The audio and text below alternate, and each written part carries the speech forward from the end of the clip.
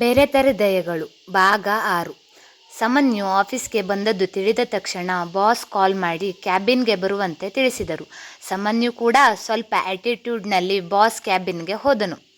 ಹೇಳಿ ಮೇಡಮ್, ಯಾಕೆ ಕರೆದಿದ್ದೀರಾ ಎಂದು ಕೇಳಿದನು. ತಕ್ಷಣ ತ್ರಿಷಾ ತನ್ನ ಚೇರ್ನಿಂದ ಎದ್ದು ಕ್ಯಾಬಿನ್ ಬಾಗಿಲನ್ನು ಮುಚ್ಚಿ ಸಮನ್ಯು ಹತ್ತಿರಕ್ಕೆ ಬಂದು ಅವನ ಕಣ್ಣಲ್ಲಿ ಕಣ್ಣಿಟ್ಟು ನೋಡುತ್ತಾ, ಪ್ಲೀಸ್ ಸಮನ್ಯು, ಮೇಡಮ್ ಅಂತ ಎಲ್ಲ ಕರಿಬೇಡ. ನಿನಗೆ ಗೊತ್ತಲ್ಲ, ನಾನು ಕೂಡ ನಿನ್ನ ಸ್ನೇಹಿತೆ. ತ್ರಿಷಾ ಅಥವಾ ತ್ರಿಷು ಅಂತ ಕರಿ. ಮೇಡಮ್ ಅಂತ ಕರೆದರೆ ನನಗೆ ಸ್ವಲ್ಪವೂ ಇಷ್ಟವಾಗಲ್ಲ. ಹಾಗೆ ಇನ್ನೊಂದು ವಿಷಯ ಸಮನ್ಯು, ನನ್ನ ಪ್ರಪೋಸಲ್ಗೆ ನೀನು ಏನು ನಿರ್ಧಾರ ಮಾಡಿದೆ? ಈಗಾಗಲೇ ನಿಮ್ಮ ತಂದೆ ಮತ್ತು ನನ್ನ ತಂದೆ ನಮ್ಮಿಬ್ಬರ ಮದುವೆಗೆ ಒಪ್ಪಿಗೆ ಕೊಟ್ಟಿದ್ದಾರೆ.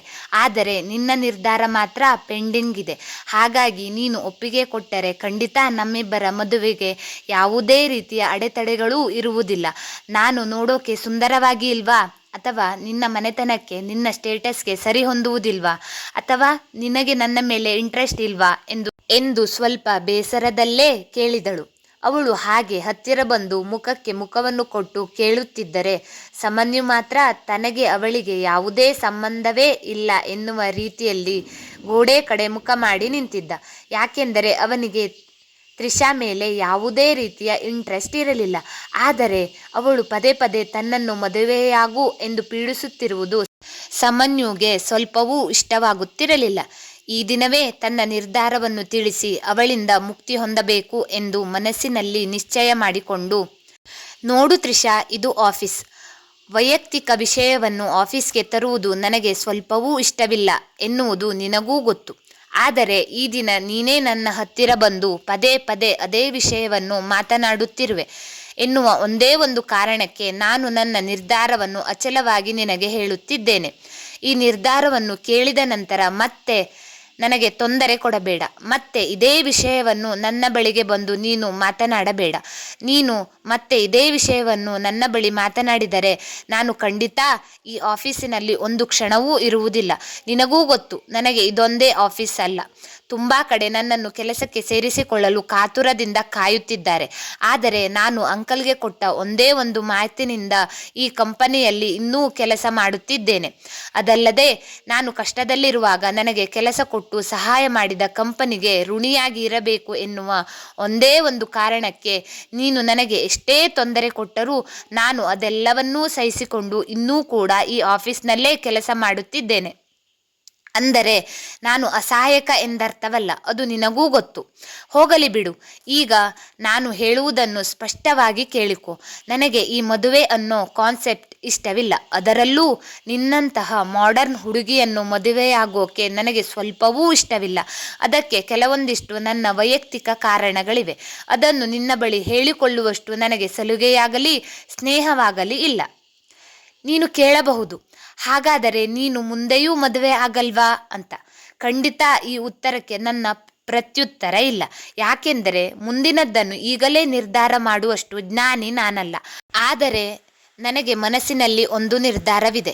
ನನ್ನ ಹುಡುಗಿ ಹೀಗೇ ಇರಬೇಕು ಎನ್ನುವ ಒಂದು ಚಿಕ್ಕ ಕಲ್ಪನೆ ನನ್ನ ಮನಸ್ಸಿನಲ್ಲಿದೆ. ಅದು ಏನು ಅಂತ ಕೂಡ ನಿನ್ನ ಬಳಿ ಈಗ ಹೇಳುತ್ತೇನೆ. ಹಾಗಂತ ಈ ವಿಷಯವನ್ನು ನಿನ್ನ ಬಳಿ ಹೇಳಿಕೊಳ್ಳಲೇಬೇಕು ಎನ್ನುವ ಯಾವುದೇ ರೂಲ್ಸ್ ಇಲ್ಲ. ಆದರೆ ನೀನು ಪದೇ ಪದೇ ಮದುವೆಯ ವಿಷಯವಾಗಿ ನನ್ನ ಬಳಿ ಮಾತನಾಡುತ್ತಿರುವ ಕಾರಣ ನನ್ನ ಮನಸ್ಸಿನ ಮಾತನ್ನು ನಿನಗೆ ಹೇಳುತ್ತಿದ್ದೇನೆ. ನನಗೆ ನಾನು ಮದುವೆಯಾಗುವ ಹುಡುಗಿ ಸುಂದರವಾಗಿ ಇರಬೇಕು ಅಂತ ಏನೂ ಇಲ್ಲ.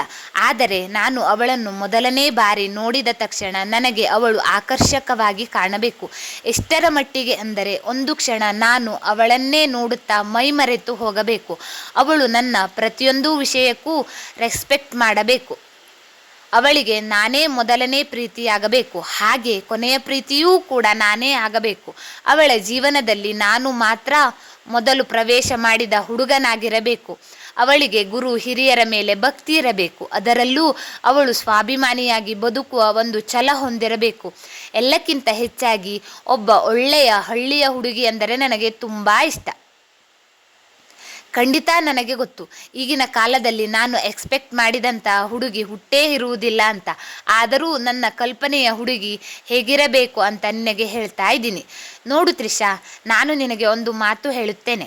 ನೀನು ಕಲ್ಪನೆ ಮಾಡಿಕೊಂಡ ಹುಡುಗ ನಾನಲ್ಲ.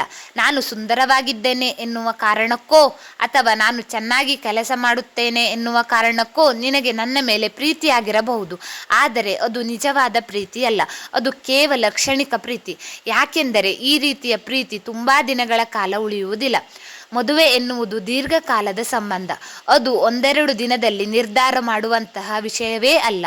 ಮದುವೆ ಎನ್ನುವ ಒಂದು ಪವಿತ್ರ ಬಂಧನಕ್ಕೆ ಸಿಲುಕಿದ ನಂತರ ಅದು ಕೇವಲ ಇಬ್ಬರ ಮನಸ್ಥಿತಿಯ ಮೇಲೆ ನಿಂತಿರುವುದಿಲ್ಲ, ಎರಡು ಕುಟುಂಬಗಳ ಮನಸ್ಥಿತಿಯ ಮೇಲೆ ನಿಂತಿರುತ್ತದೆ. ಅದರಲ್ಲೂ ಈಗಿನ ಕಾಲದ ಹೆಣ್ಣು ಮತ್ತು ಗಂಡು ಮಕ್ಕಳು ಇಬ್ಬರೂ ಡೈವೋರ್ಸ್ ಎನ್ನುವ ಕಡೆಗೆ ಹೋಗುತ್ತಿದ್ದಾರೆ. ಆದರೆ ನನ್ನ ಪ್ರಕಾರ ಅದು ತಪ್ಪು. ಮದುವೆಗಿಂತ ಮೊದಲೇ ಮದುವೆ ಆಗಬೇಕೋ ಬೇಡವೋ ಎನ್ನುವ ನಿರ್ಧಾರವನ್ನು ಮಾಡಬೇಕಿತ್ತು. ಮದುವೆಯಾದ ನಂತರ ಕಷ್ಟವೋ ಸುಖವೋ, ನೋವೋ ನಲಿವೋ ಆ ಹುಡುಗ ಆ ಹುಡುಗಿಯ ಜೊತೆಯೇ ಜೀವನ ಮಾಡಬೇಕು, ಆ ಹುಡುಗಿ ಆ ಹುಡುಗನ ಜೊತೆಯೇ ಜೀವನ ಮಾಡಬೇಕು. ಹೀಗಿರುವಾಗ ಡೈವೋರ್ಸ್ ತೆಗೆದುಕೊಳ್ಳುವುದು ನನ್ನ ಪ್ರಕಾರ ದೊಡ್ಡ ಅಪರಾಧ. ಜೀವನದಲ್ಲಿ ಇಬ್ಬರು ಜೊತೆಯಾಗಿ ಬಾಳುತ್ತಿದ್ದಾರೆ ಅಂದರೆ ಅಲ್ಲಿ ಹೊಂದಾಣಿಕೆ ಅನ್ನೋದು ತುಂಬಾನೇ ಮುಖ್ಯವಾಗಿರುತ್ತದೆ. ಸ್ಯಾಕ್ರಿಫೈಸ್ ಅನ್ನೋದು ಕೂಡ ತುಂಬಾನೇ ಮುಖ್ಯವಾಗಿರುತ್ತದೆ. ಇದೆಲ್ಲ ಮೊದಲೇ ಮನದಟ್ಟು ಮಾಡಿಕೊಂಡು ಮದುವೆಯಾಗುವುದು ಒಂದು ಒಳ್ಳೆಯ ನಿರ್ಧಾರ. ಏನೋ ಹಣದ ಆಸೆಗೆ ಅಥವಾ ಅವಳು ಸುಂದರವಾಗಿದ್ದಾಳೆ ಅವನು ಸುಂದರವಾಗಿದ್ದಾನೆ ಎನ್ನುವ ಒಂದು ಆಕರ್ಷಣೆಗೆ ಮದುವೆಯಾಗುವುದು ನನ್ನ ಪ್ರಕಾರ ದೊಡ್ಡ ತಪ್ಪು. ಅದರಲ್ಲೂ ಮಕ್ಕಳು ಆದ ನಂತರ ಡೈವೋರ್ಸ್ ತೆಗೆದುಕೊಳ್ಳುವುದು ಇನ್ನೂ ದೊಡ್ಡ ತಪ್ಪು. ಯಾಕೆಂದರೆ ತಂದೆ ತಾಯಿಗಳು ಮಾಡುವಂತಹ ಈ ತಪ್ಪಿನಿಂದ ಮಕ್ಕಳ ಮೇಲೆ ತುಂಬ ಅಡ್ಡ ಪರಿಣಾಮಗಳು ಬೀರುತ್ತವೆ. ಹಾಗಾಗಿ ನನಗೆ ಈ ಮದುವೆ ಅನ್ನೋ ಕಾನ್ಸೆಪ್ಟ್ ಮೇಲೆ ಸ್ವಲ್ಪವೂ ಇಷ್ಟವಿಲ್ಲ. ಒಂದು ವೇಳೆ ನನಗೆ ಮದುವೆಯಾಗುವ ಆಸೆಯಾದರೆ ನಾನು ಪ್ರೀತಿ ಮಾಡಿದ ಹುಡುಗಿಗೆ ನಾನು ಮೊದಲ ಮತ್ತು ಕೊನೆಯ ಹುಡುಗನಾಗಿರಬೇಕು ಎನ್ನುವುದೊಂದೇ ನನ್ನ ಆಸೆ.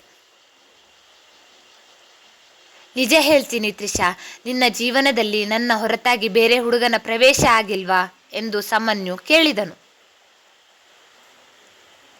ತಕ್ಷಣ ತ್ರಿಷಾ ಒಂದು ಕ್ಷಣ ತಬ್ಬಿಬ್ಬಾದಳು. ಯಾಕೆಂದರೆ ಅವಳು ಸುಮಾರು 2 ವರ್ಷದಿಂದ ಒಬ್ಬ ಹುಡುಗನ ಜೊತೆ ಲಿವಿಂಗ್ ರಿಲೇಶನ್ಶಿಪ್ನಲ್ಲಿ ಇದ್ದಳು.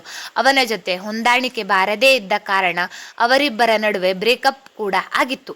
ಅದು ಸಮನ್ಯುಗೆ ಕೂಡ ಗೊತ್ತಿತ್ತು. ನಾನು ನಿನ್ನ ವೈಯಕ್ತಿಕ ವಿಷಯವಾಗಿ ಮಾತನಾಡುತ್ತಿಲ್ಲ ತ್ರಿಷಾ, ಆದರೆ ನನ್ನ ನಿರ್ಧಾರದ ಬಗ್ಗೆ ನಿನಗೆ ತಿಳಿಸುತ್ತಿದ್ದೇನೆ ಅಷ್ಟೇ. ಇಲ್ಲಿ ಮದುವೆಯಾಗುವುದು ನನ್ನ ತಂದೆಯಲ್ಲ ಅಥವಾ ನಿನ್ನ ತಂದೆಯಲ್ಲ. ಅವರಿಬ್ಬರೂ ಒಪ್ಪಿಗೆ ಕೊಟ್ಟಿದ್ದಾರೆ ಎನ್ನುವ ಒಂದೇ ಒಂದು ಕಾರಣಕ್ಕೆ ನಾನು ನಿನ್ನನ್ನು ಮದುವೆಯಾಗೋಕೆ ಸಾಧ್ಯವಿಲ್ಲ. ನಾನು ಕಟುವಾಗಿ ಮಾತನಾಡುತ್ತಿದ್ದೇನೆ ಅಂತ ನಿನಗೆ ಅನ್ನಿಸಬಹುದು, ಆದರೆ ಇದೇ ನನ್ನ ನಿರ್ಧಾರ. ಹಾಗೆ ಇನ್ನೊಂದು ಮಾತು, ನಾನು ಇಲ್ಲಿ ನಿನ್ನ ಚೇರ್ಗೆ ಒಂದು ರೆಸ್ಪೆಕ್ಟ್ ಕೊಟ್ಟು ನಿನ್ನನ್ನು ಮೇಡಮ್ ಅಂತ ಕರೀತಾ ಇದ್ದೇನೆ. ಹಾಗೆ ನೀನು ಕೂಡ ನನ್ನನ್ನು ಒಬ್ಬ ಎಂಪ್ಲಾಯಿ ಆಗಿ ಟ್ರೀಟ್ ಮಾಡು ಎಂದು ಹೇಳಿ ಅವಳ ಮಾತಿಗೂ ಕಾಯ್ದೆ ಸಮನ್ಯು ಅಲ್ಲಿಂದ ಹೋದನು. ಆದರೆ ತ್ರಿಷಾ ಮನಸ್ಸಿನಲ್ಲಿ ಸಮನ್ಯು ಬಗ್ಗೆ ಒಂದು ರೀತಿಯ ಸೇಡಿನ ಮನಸ್ಥಿತಿ ಹುಟ್ಟಿಕೊಂಡಿತ್ತು. ಯಾಕೆಂದರೆ ತಾನು ಅಷ್ಟೊಂದು ಪ್ರೀತಿಯಿಂದ ಅವನ ಬಳಿ ಬೇಡಿಕೊಂಡರೂ ಕೂಡ ಅವನು ತನ್ನನ್ನು ರಿಜೆಕ್ಟ್ ಮಾಡಿದ್ದು ತ್ರಿಷಾಗೆ ಸಹಿಸಿಕೊಳ್ಳಲು ಆಗಲಿಲ್ಲ. ಹುಟ್ಟಿನಿಂದಲೂ ಶ್ರೀಮಂತಿಕೆಯಲ್ಲೇ ಬೆಳೆದ ತ್ರಿಷಾಗೆ ತಾನು ಬಯಸಿದ್ದೇ ಸಿಗಬೇಕು ಎನ್ನುವ ಮನಸ್ಥಿತಿ ಅವಳಲ್ಲಿತ್ತು. ಯಾಕೆಂದರೆ ಅವಳ ತಂದೆ ಅಷ್ಟು ಪ್ರೀತಿಯಿಂದ ಅವಳನ್ನು ಬೆಳೆಸಿದ್ದರು. ಆದರೆ ಅವಳ ಜೀವನದಲ್ಲಿ ಅವಳು ಆಸೆಪಟ್ಟಿದ್ದು ಸಿಕ್ಕಿಲ್ಲ ಎನ್ನುವುದು ಸಮನ್ಯು ಮಾತ್ರ ಆಗಿದ್ದ. ಸಮನ್ಯು ಹೇಳಿದಂತೆಯೇ ಅವಳು ಪ್ರೀತಿ ಮಾಡಿದ್ದು ಕೇವಲ ಸಮನ್ಯು ನೋಡೋಕೆ ಹ್ಯಾಂಡ್ಸಮ್ ಆಗಿದ್ದಾನೆ ಎನ್ನುವ ಒಂದೇ ಒಂದು ಕಾರಣಕ್ಕೆ. ಇದರ ಹೊರತಾಗಿ ಅವಳಿಗೆ ಅವನ ಮೇಲೆ ಯಾವುದೇ ರೀತಿಯ ನಿಜವಾದ ಪ್ರೀತಿ ಉಳಿದಿರಲಿಲ್ಲ. ಆದರೆ ತನ್ನನ್ನು ಮತ್ತು ತನ್ನ ರಿಲೇಶನ್ಶಿಪ್ಪನ್ನು ಒಂದು ರೀತಿಯ ಕಾಲು ಕಸದಂತೆ ಮಾಡಿ ಹೋದ ಅವನ ಆ್ಯಟಿಟ್ಯೂಡ್ ತ್ರಿಷಾಗೆ ಸ್ವಲ್ಪವೂ ಕೂಡ ಇಷ್ಟವಾಗಲಿಲ್ಲ. ಕಣ್ಣಲ್ಲಿ ನೀರು ಹನಿಗೂಡಿತ್ತು. ಮಿಸ್ಟರ್ ಸಮನ್ಯು, ಇಷ್ಟು ಸುಂದರವಾಗಿರುವ ನನ್ನನ್ನೇ ನೀನು ರಿಜೆಕ್ಟ್ ಮಾಡಿದ್ದೀಯಾ ಅಂದರೆ ನಿನಗೆ ನೀನು ಅಂದುಕೊಂಡಂತಹ ಹುಡುಗಿ ಸಿಗೋಕ್ಕೆ ಸಾಧ್ಯವೇ ಇಲ್ಲ. ಆ ಹುಡುಗಿ ಸಿಕ್ಕರೂ ಖಂಡಿತ ನೀನು ಹೇಳಿದಂತಹ ಯಾವುದೇ ರೀತಿಯ ಗುಣ ಅವಳಲ್ಲಿ ಇರುವುದಿಲ್ಲ. ಇದ್ದರೂ ಕೂಡ ಖಂಡಿತ ಆ ಹುಡುಗಿ ನಿನಗೆ ಸಿಗುವುದಿಲ್ಲ. ಸಿಕ್ಕರೂ ಆ ಪ್ರೀತಿ ಕೊನೆವರೆಗೂ ಉಳಿಯೋಕೆ ನಾನಂತೂ ಬಿಡಲ್ಲ ಎಂದು ತ್ರಿಷಾ ಶಾಪ ಹಾಕಿದಳು. ಹಾಗಾದರೆ ಸಮನ್ಯುವನ್ನು ಪ್ರೀತಿಯಲ್ಲಿ ಬೀಳಿಸುವ ಹುಡುಗಿ ಯಾರು? ಸಮನ್ಯು ಮತ್ತು ಸಾನ್ವಿ ಭೇಟಿ ಹೇಗಿರುತ್ತದೆ? ಮುಂದುವರೆಯುವುದು ಇಂತಿ ನಿಮ್ಮ ಸ್ಟೋರಿ ಸಂಗಾತಿ. ನಿಮಗೆ ನಮ್ಮ ಈ ಕತೆ ಇಷ್ಟವಾದರೆ ಲೈಕ್ ಮಾಡಿ, ಶೇರ್ ಮಾಡಿ, ಕಮೆಂಟ್ ಮಾಡಿ. ಹಾಗೆ ನಮ್ಮ ಚಾನಲ್ಗೆ ಸಬ್ಸ್ಕ್ರೈಬ್ ಆಗಿ. ಈ ಒಂದು ಪುಟ್ಟ ಪ್ರತಿಭೆಗೆ ನಿಮ್ಮ ಸಪೋರ್ಟ್ ಯಾವಾಗಲೂ ಹೀಗೇ ಇರಲಿ. ನನ್ನ ಓದುಗ ಮಿತ್ರರಿಗೆ ತುಂಬು ಹೃದಯದ ಧನ್ಯವಾದಗಳು.